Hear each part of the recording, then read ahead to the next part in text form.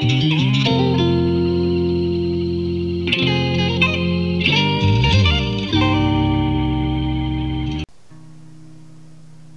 retrouvons le classeur Excel Astuces pour activer cette fois-ci l'astuce numéro 51.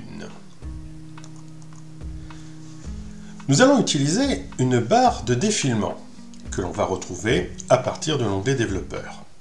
L'idée est la suivante. Lorsqu'on a des grands tableaux avec beaucoup de lignes, nous sommes amenés à nous déplacer constamment à l'intérieur de ce tableau.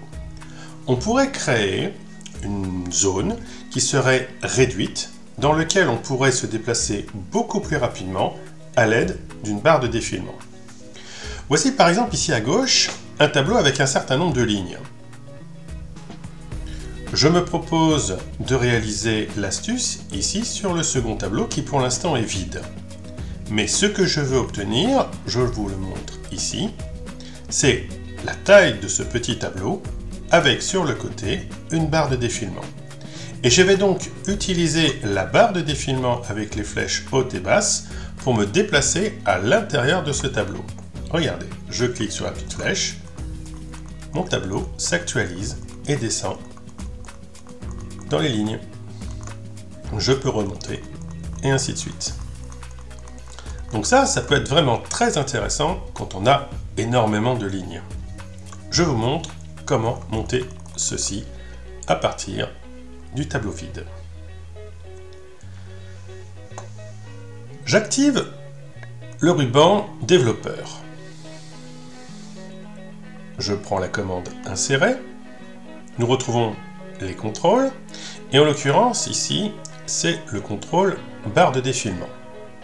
Je clique une fois et je dessine sur le côté de mon tableau vide une barre verticale, à peu près cette taille. Voilà. Une fois que c'est dessiné et que je vois les poignées tout autour, je vais faire un clic au bouton de droite de la souris sur cette barre de défilement.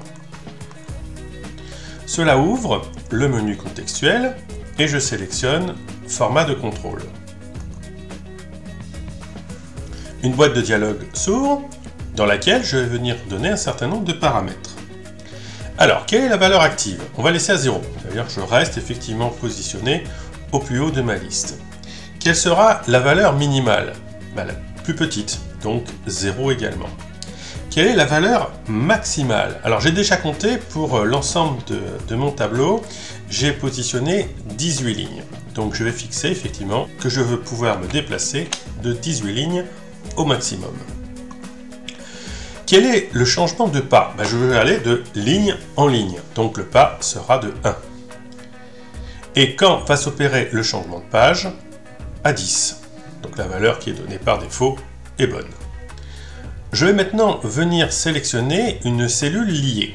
Alors la cellule liée, je vais désigner, donc je déplace un peu ma boîte, je vais désigner une cellule vide. Cette cellule vide, qui est en dehors du tableau, c'est celle qui va récupérer la valeur qui va servir à se positionner dans la barre de défilement. Donc je prends une cellule au hasard. Donc en l'occurrence ici, je prends H5. Je laisse les références absolues de cette cellule, car c'est une cellule qui est positionnée à un endroit bien précis. Je dis OK. Je vais maintenant me positionner sur la première cellule de mon tableau vide, ici en I6. Et je vais poser une formule de calcul. En l'occurrence, ici, je vais utiliser la fonction décaler, qui va me permettre d'aller chercher les informations sur le premier tableau et d'effectuer un décalé. Égal. Décalé, parenthèse ouvrante, je sélectionne la première cellule du tableau qui contient l'ensemble de la liste, c'est-à-dire ici C6, que je laisse en relatif. Point virgule. Je sélectionne la fameuse cellule liée, donc H5. Mais elle, je l'indique en absolu. Donc je rajoute bien les dollars devant le H et devant le 5. Point virgule. Ensuite, je vais donner le décalement, donc en colonne, donc je ne bouge pas de colonne. La hauteur, je reste sur la hauteur standard qui est 1. Et la largeur, je reste sur la largeur standard qui est 1. Alors j'oublie pas de séparer 0, 1 et 1 avec des points-virgules. Ce qui fait qu'en tout, j'ai 5 arguments. Je ferme ma parenthèse. Je valide. Vous voyez que je récupère le contenu de ces 6, donc pas de souci. Je vais tirer la poignée, ici, de la cellule I6, je vais la tirer jusqu'en M6. Donc je retrouve bien les autres informations, sud, 45 000, 004 qui donne 4,98%, et le nombre de clients.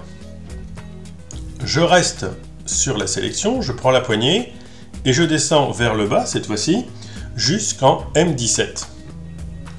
Donc déjà, Excel a calculé les lignes suivantes. Donc on retrouve bien les premières lignes.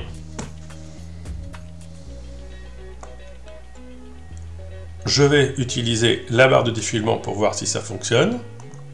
Et vous voyez qu'à chaque fois que je clique, je descends d'une ligne. La cellule H5 est créditée de la valeur de déplacement. Donc là, j'ai déplacé d'une ligne, il met 1. Je me déplace encore d'une ligne. Donc, puisque je me suis déplacé de 2 lignes, j'ai la valeur 2. Et ainsi de suite, et ainsi de suite, et ainsi de suite, et ainsi de suite. Donc en fin de compte, cette valeur qui est sur le côté va servir à la fonction décalée pour calculer exactement le positionnement et le décalage qu'il faut pour pouvoir afficher les informations. Ouais, je vais jusqu'en bas.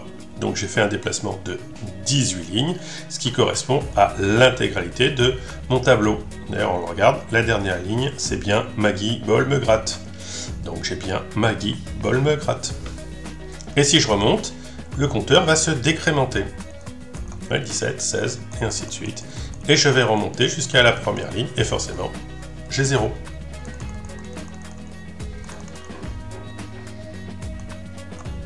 N'oubliez pas de vous abonner à la chaîne, et un petit pouce pour dire que vous aimez mes vidéos, et le livre qui est toujours disponible.